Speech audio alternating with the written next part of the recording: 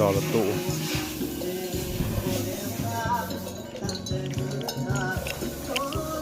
เชียงมะกะลง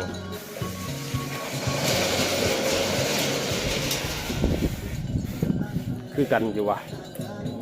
ในหูกับตัวจริงก็คือกันเนาะตัวจริงขี้ลายสถานการณ์ล่าสุดเมื่อวานเนี่ยก็ลูกค้าเปลี่ยนกันมาแต่ว่าราคาบ่ได้กันกับบริปล่อยนะเห็นกับอารมณ์กันตกลงกันราคารถแต่ละคันคันสีแดง BYD F0 ปี2010ราคา65จ่ายสดจ่ายผ่อนได้ค่าทอค่าทางเรียบร้อยให้เบิดเนาะอันนี้ขี่เที่ยวซุมือ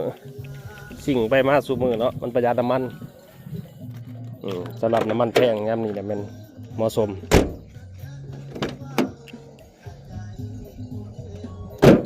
65 ล้านกีบดีกว่าขี่รถจักรเนาะก็แล้วแต่ผู้มักแต่บ่ว่ากันไฟหูไฟตาแจงดีเบิดกระจกดีเบิดสุบานบ่แตก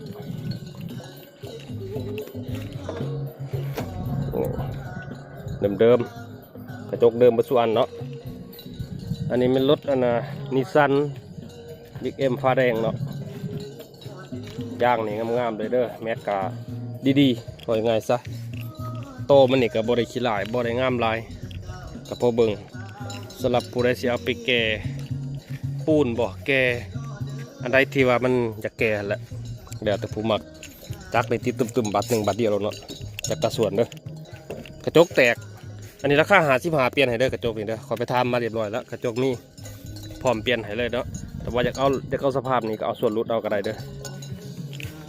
ยางเนาะยางกับแม็กโอเคเลยแหละนี่มันขี้ลายแต่น้ำสติ๊กเกอร์พวกนี้เราพอติดใส่เนาะจะของเก่าเขาแหละเบาะยังดีๆอยู่ขาดแต่บนนี้บโดกบนยังเนาะทางในก็ได้55เด้อในราคา55นี่แม่นเปลี่ยนให้เอกสารครบเนาะบ่มีแต่ปุ่มเหลืองเด้อเอาไปเฮ็ดเองหรือว่าจะไปแก้เครื่องแก้คอกก็แล้วแต่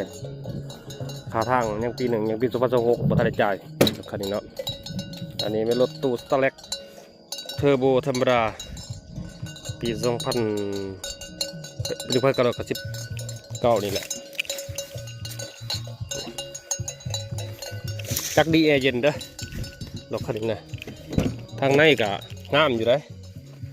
นี่เห็นบ่พื้นมันแจ็บมับเลยออกห่างบ่มีเด้อรุ่นนี้เด้อบ่หันขา